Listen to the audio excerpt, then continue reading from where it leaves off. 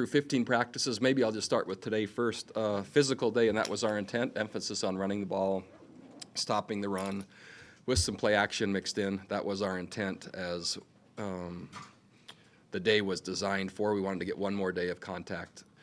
So defensively especially, played well with the contributors that had experience, owned the day for the majority of it.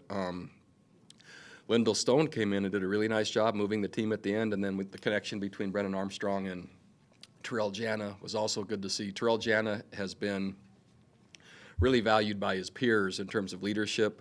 Some of our voting for leadership, what we call task unit leaders, and he's probably been one of the bright spots of the spring from an offensive perspective, and we needed that at receiver.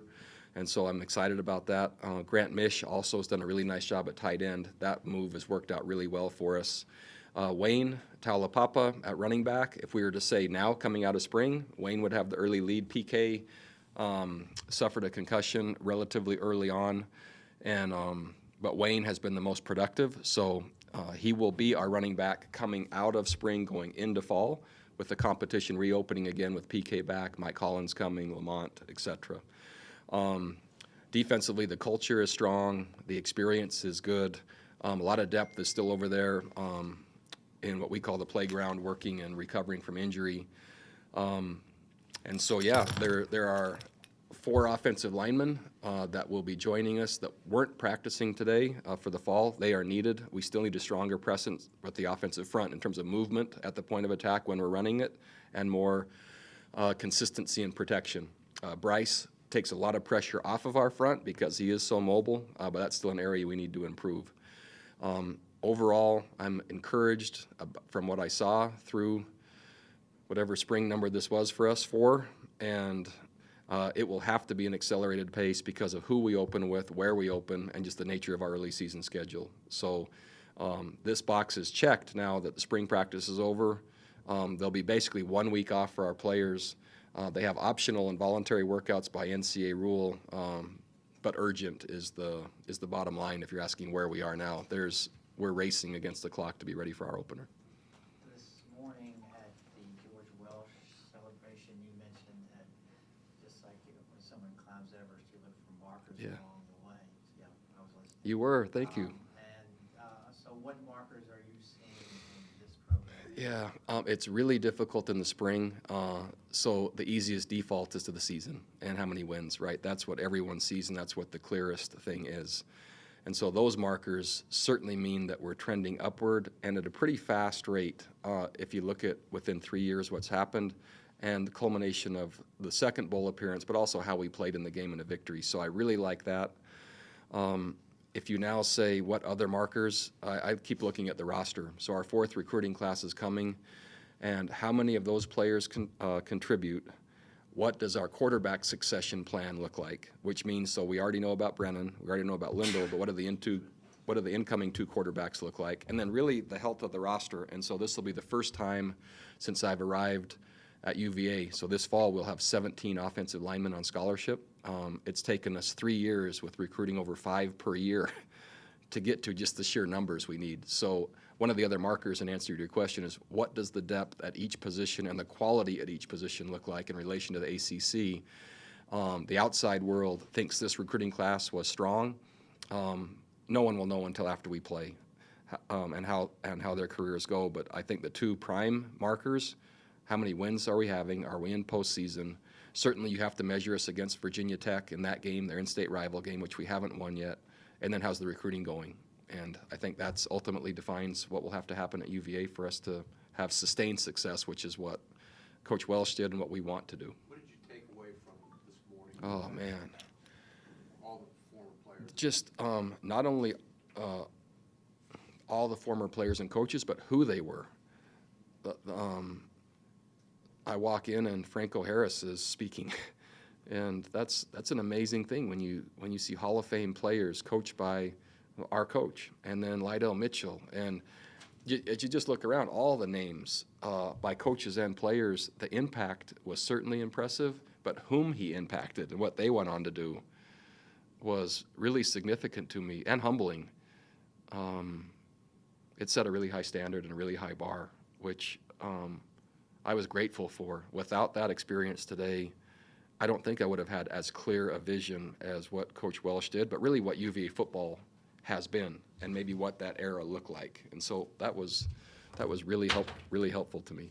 As the head coach, do you, the takeaways, the turnovers, which side do you look at? Did the defense make great plays and were more aggressive taking the ball away, or were you upset with ball security? Both, because you have to be in spring when you're going against each other. The defense played stronger and with more intent and culture and passion than our offense did today, more physical, and the takeaways were forced. So offensively, we responded late, but too late and not enough. And so we started slow. And this spring, in general, when we begin scrimmage or competitive work, our defense is usually starting faster than our offense, and it manifests again today, even though we've been addressing it.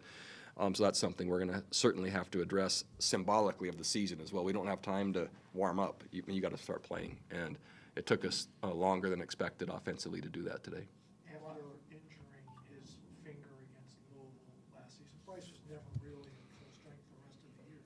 What overall, during your 15 practices, how has he looked at what we perceive to be full health? I think that what I've seen is when Bryce started the spring, there was caution and there was some hesitancy, but still very productive and confident and accurate. And I didn't see really any ill effects of the injury on his throwing. We were cautious about the volume because he hadn't been throwing much prior. He improved every day through the spring. Now, if you go back to being at full health and when he's truly fit and dynamic and throwing with the volume necessary, we're still not to that point yet. And so there is enough time, meaning here was the off season that basically he missed. So his summer now becomes really, really important for his progression as well as our team's progression, which he's motivated, driven, and will do. It just his summer now. Well, I would frame it very similar to his summer coming from junior college here. There's an urgency, and I have to prove to the team and the world that I can play quarterback. It's basically that. Now can he lead us to a conference or a division championship, right? So, yeah, here's capability, but now here's championship capability, and that's what we want, and that's what he wants, and so he's going to have to train like that. Since we didn't have the numbers, could you share with us who had Yeah. pick six down the I believe, and I might be wrong, I think it was Snowden or Mack. Jordan Mack. Was it tipped? No? Okay, so Mack. It was Mack. Bronco, Brian Delaney did not go into last season. As the kicker, he came out of the season. Has he solidified that job this spring? Well, as of today, he's our kickoff kicker, he's our field goal kicker, and he's our punter, based on charting all of the things we did. And I really like Nash Griffin through the spring, but if you went just off the numbers today, we have one player in Brian Delaney who currently, going into the fall, is all of that. Just off the numbers in today's practice? The spring, cumulative for the spring. Do you have any concerns about one guy doing three jobs in the event of an injury to that player? Totally, but it's great. It is great for the scholarship count, though, right? I mean, so it's kind of based on which mood I'm in when I wake up. It's and again, this is at the end of spring, and how it might balance out another way. But if you were to say by the numbers, which kicking is numbers driven, he's the leader in all three. I do really like Nash, and I think he's capable. A couple bad kicks, a couple bad days, it doesn't take much. So that's ongoing. Health-wise, did you look at the guys in the playground? Do you have anybody right now that you're worried about for fall? I don't. No, that's the best part now is the next team that I get to coach is our full team. And there will be a spring. There will be one, I promise, that we'll be able to divide teams and play football in a different way. There was still a lot of value today, but when I look over there, there's anywhere from 12 to 14 to 16 to 18 on any given day. And so we need this incoming class. We need the depth, we need the volume, and we need the ability. Luckily today no one was hurt, and we got slightly a couple more plays than I thought. I think we finished at 68 scrimmage plays. I was looking at 65, which was about our offensive average. And that is, so we got a lot done and didn't add to that group. And so now it's just who do we get back and when. There's a group coming back in May. There's another group coming back early June. There's another group at the end of June. There's one group in July, but there's no one scheduled now, other than Ben Hogg. There's no one scheduled that will be post-reporting date waiting to come back. They all should be ready by then. You mentioned Jordan Mack's interception. What have you seen from, because he's a guy who played Jordan really Mack. young. What have you seen from his development, and has he taken another step? I would say the second part of this spring he did, and so playing at outside backer first year, moving him then to inside backer to play with Micah the second year, playing him then at Mike his third year, and now moving him back to Buck. His execution reflects that move, but his capability also reflects those moves. And so he looks really comfortable where he is. He looks faster in diagnosis of plays, and he looks faster in reaction. So for his sake and our team's sake, I'm glad for him that he'll be able to stay at a similar spot now from spring through the fall and through a season. And he's already had 1 year at that spot, and I think it was his second year playing with Mike. It might have been his first. Second year. Looking at, going back to the roster composition, how much more do the pieces fit as opposed to your first couple of years? Just to be clear, there was a lot of discovery in year one, not only on the field, but through the recruiting process and dialing in our footprint here at UVA, and also the processes and getting the right personnel in place. When Carla arrived and lent some help resource-wise to our personnel department, that happened to coincide with our now education of the Mid-Atlantic region, the state of Virginia, who we're playing against, what are profile schools looking like, how far will kids come. I mean, by then we had enough knowledge and then added resources. So at this point, I really feel like it's a launch point, not only from the season perspective by the record, but by the recruiting perspective. And so those two things have come together at about the same time at the end of year three. And that's how long it's taken for discovery, education, and then application of new ideas and the correct ideas in many cases. Speak for one. I got a text, and so no one on our staff has broken through the text barrier yet. There's a lot going on, so he was out, I think, at 6 a.m. this morning, or already there, and so it happens quickly. Normally, the phone conversations come by about Wednesday of next week when things have died down a little bit. Really exciting, though. He gets to play with Danny Sorensen, one of my guys from BYU in the secondary. It'll be fun to see those two just fly around and smash into people together, and I'm really excited. And then another one of my guys from Brigham Young, Sione Takitaki, went in the third round, and man, that's been an amazing story with him too. And I consider them all the same. They're we're different colors, but it's gratifying to see them get opportunities. Like a question from Ron and Mike, and then we need to get outside for players. Biggest fan of them competing against center all spring. Has either of them distanced themselves in that competition at this point? Oh, it might be a photo finish, a spring photo finish with Vic a little bit ahead, but Vic also is playing well at guard.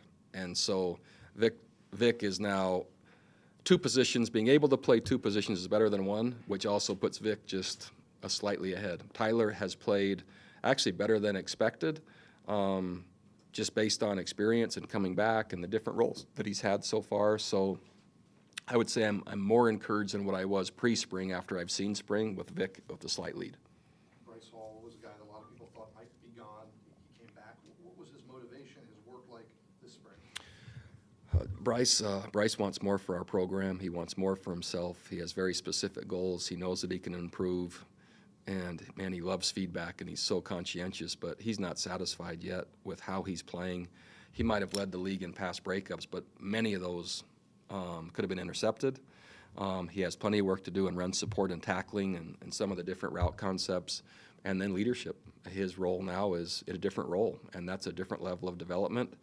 And when you play 4 straight years, to say that impacts one less year in the NFL when you play 4 straight, I think there's value added when you leave after 4 years rather than 3 when you're playing 3 in a row like that, especially when you're